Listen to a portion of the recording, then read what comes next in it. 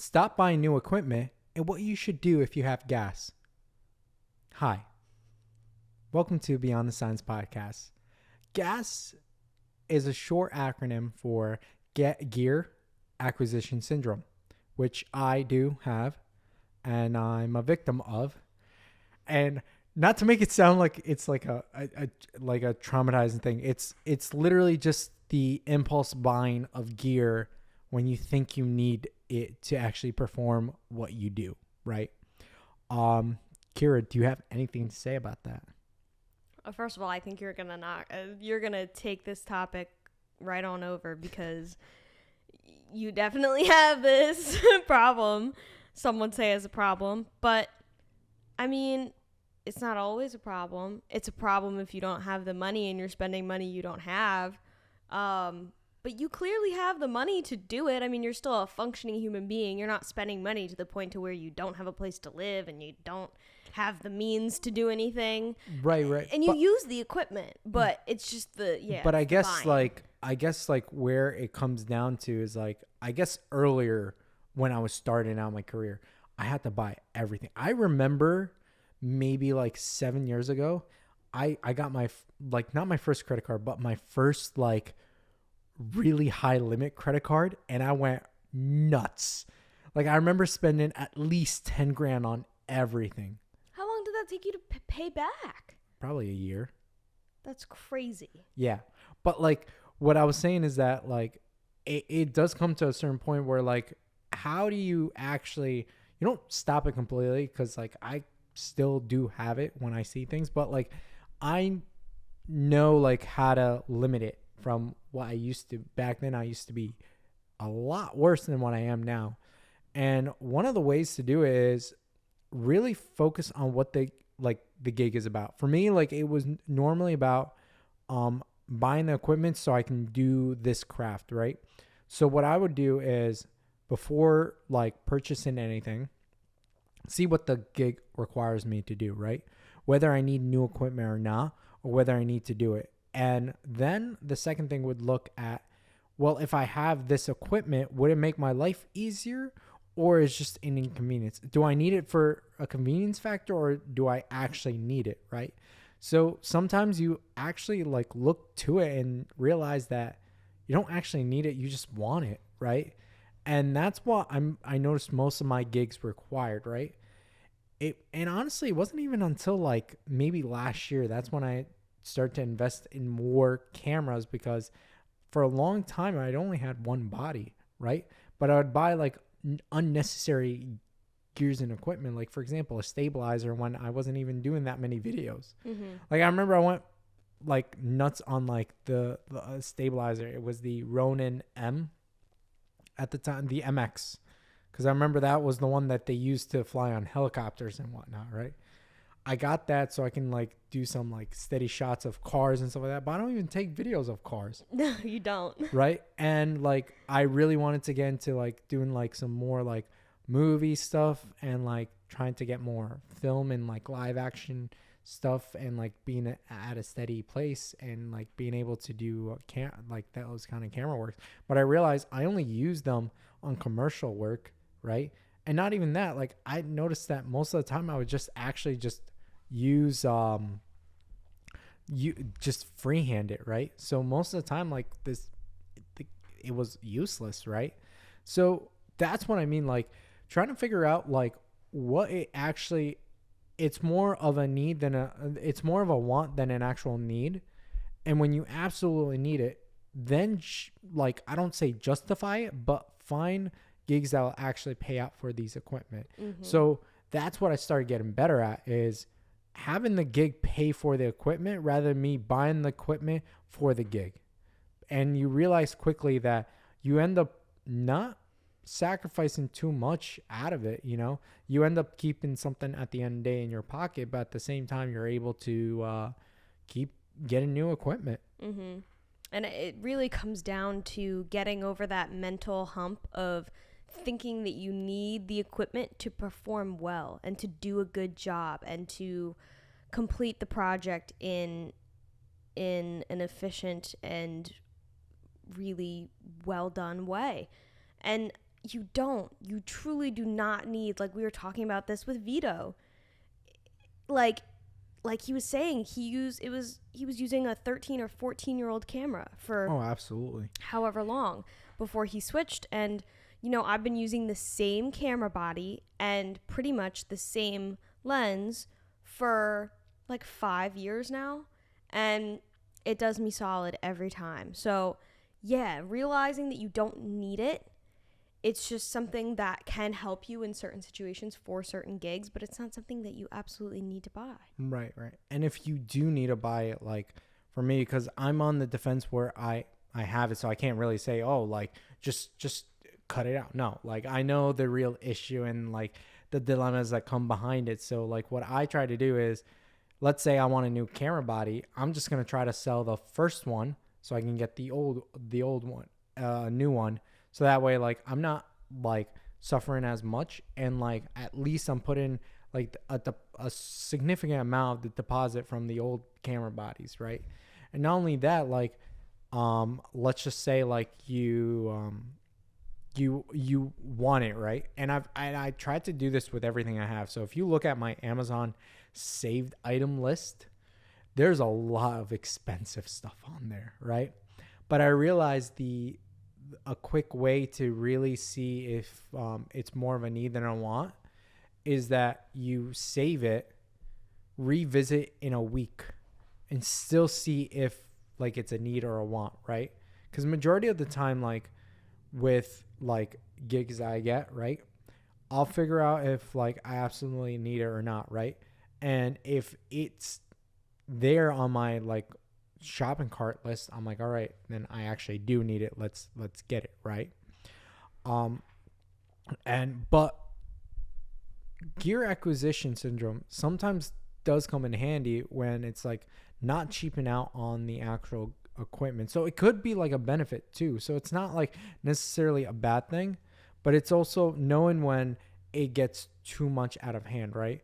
Like, for example, like when we were starting this podcast, I wanted to make sure that we had the best audio system. I never had any of these audio equipment until like we started this, right? Mm-hmm. And that's when like I truly read up on the actual like the equipment, stuff like that. And I did have some audio stuff prior to that, but I didn't know how to use it, right? So that's when I did the research and figured out like, oh, we need an interface, we need a cloud system, we need some wires, we need some boom arms, and then we need a mic, right? So I'm like, all right, let's see what I have for now. Gathered everything I needed, right, that I already owned. And what I did was I actually sold the old equipment so I can fund the new equipment. So you try to like resource and evaluate it, and that's what I do rather than like taking it out of your savings account, taking it out of your own like Yeah, you pockets. don't want to do that. The only time you reach out of your pockets is when like you literally have that small balance left and you're just, all right, I can pay it off and like try to get that from different gigs, you know? So like that's what I mainly try to do, and like that's what I learned that works the best. And everything we bought for this podcast, you knew that we were going to be using it. Oh yeah, again absolutely. and again and again and again, and that's why it was worth it to make those investments. Without these cameras, I wouldn't have gotten like the multiple interview gigs that I've had, and like literally it made such a difference because the amount of times that you're like, okay, I'm gonna take this camera, this mic, this arm mount for different gigs of your own, is you've done that many times. Right. And that's where like I see the value in, and it wasn't until later on in my career. It wasn't until 7 years later. That's when I decided to do, hey, like, let me do the investment. Like I can see the returns on it, and it works out for me. Right. Although like, there are cases where like I will not try to use all the cameras. I'll only use one at a time because I realize like sometimes you don't need to use all of it at a time. You just need to use one at a time, right? So that's where like I'll try to like limit myself in using one or even two cameras. But when the like case arises, then I'll use all five of them. Mm-hmm. You know, and that's like what we were talking in previous episode as well. Just because you bring, a certain amount of equipment with you on a job doesn't mean you have to use every single item that you brought. Oh, absolutely. Sure. And that's the funny thing is I end up lugging more equipment than I actually use or need. And that's where like I finally figured out like a way to kind of consolidate all the equipment I need and or want into a way where like I only carry the things I actually do need, but still have some extra stuff on the side in case of like something arises where like, oh, I need an extra piece of light somewhere. I have an extra light in my what's it called, Peloton case that I can like pull out and like actually shine in a certain area. Or if I need to capture a specific type of sound that can only be found in that location, I can pull up the recorder and like record that sound. So there are certain things that will always stay in the camera bag if I'm on a gig, but sometimes there are some cases where you know the actual like what you're getting yourself into and just grab what you need, right? And that's where like I realized like, because I'm telling you, it's not only with gears and stuff, it's also too like with like computer systems, right? Like I'm in the middle of like trying to build up a new computer, but keep in mind like the last computer I built was back in 2015. That was 7 years ago. So like for me, like I already used up all my like that computer to its absolute limit, right? And that's why I'm building a new one. And like I don't see myself using a laptop too much, although I do travel a lot. Yeah, that's my question. How are you going to work on the go? So I realized something is that I don't use my laptop as much as I do use my tower. My laptop's kind of sort of where I use to organize things, but I realized that I have my iPad that I can organize things and all that stuff. So true. It does what it needs to. And that's also another thing is that I have a lot of gear that I don't utilize as much as I would like to. And that's what I've been doing for the past like 3 years now, is like trying to figure out like what is it I actually use versus I don't use, and selling the things I don't need versus the things I do need, and I keep it on the side completely. Like for example, I have 3 strobe lights that I only use like once in a while, right? The good thing is I don't need to ever buy any strobe lights because they're portable. Right. But the other thing comes down to like when I actually do need to use it, it's like I have to relearn these equipment. And that's also another thing, is that you have to relearn the equipment that you get because it sits on a shelf for so long. Exactly. So it really like it is a problem, and it's something that needs to be addressed to those who do have it. And like someone like me, like I do have it, but like at the same time, like I try to like I've been doing this thing lately where like I every once a month try to justify the things I have and try to actually use it. And if I see myself not using it too much, then I just try to get rid of it or give it away to someone. It's if you have what you have, and if you buy a ton of equipment like that, you have to reassess like that every once in a while. I do think it's a smart thing that you do. Like we've said in previous episodes, I've mentioned that you do keep every single box from everything that you buy. I think that's the most important way to, I guess, manage that type of spending spree. And you want to know what's pattern? Really funny? The last time I built my computer, I kept all the boxes until last year. Wow. And it's not that I got rid of it. It got ruined. So I was like, all right, I don't need it. Like I'm still running strong with my computer.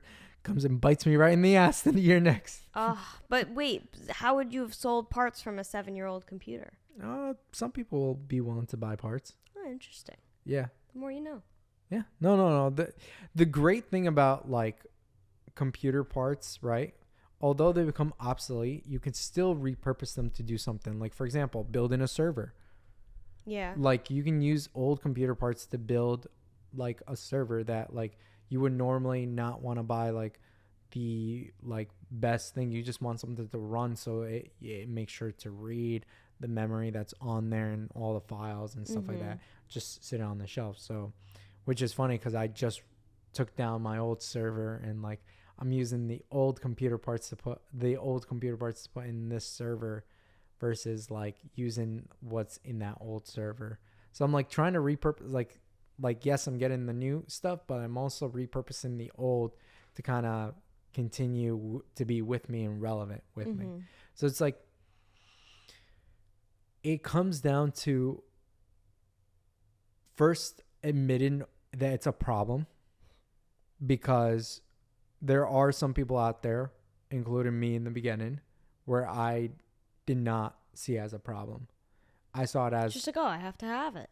Not even just to have it. It's just I'm investing in my future. Right. But then it comes to a point where is it investing in your future, or are you like just... Is it just that you have to have it? Exactly. Yeah. And that's where like I had to draw the line where I noticed it was more or less me just wanting to have it than actually investing in my future. Because if I really wanted to invest into my future, I would use it as much as I say that I need it for my future, right? Right. Which I have been doing better at. Yes. The best, I would say no, but like I'm getting better. Mm-hmm. That's the most I can say, to be honest. Mm-hmm. But other than that, that's about it with gas, to be honest. You know what's hilarious is that, so we're going to be in California for a little bit in October, where we're going to be filming with some guests, filming some podcast episodes. And I remember I said to you a couple weeks ago, I was like, oh, maybe we should get 4 microphones, because we already have 3, right, for a guest. Maybe we should get 4 in case we want to interview 2 guests at once and all that. And I was so shocked. You were the one who convinced me that we don't necessarily need that yet. And at first I was like, no, we do. I think we do need it. What if we wanted to do 2 guests at once? It'll really help. There's other ways to get around that without having to buy another microphone as of now. And I think it's important to like only buy the gear like when you've hit another milestone. You know what I mean? Right.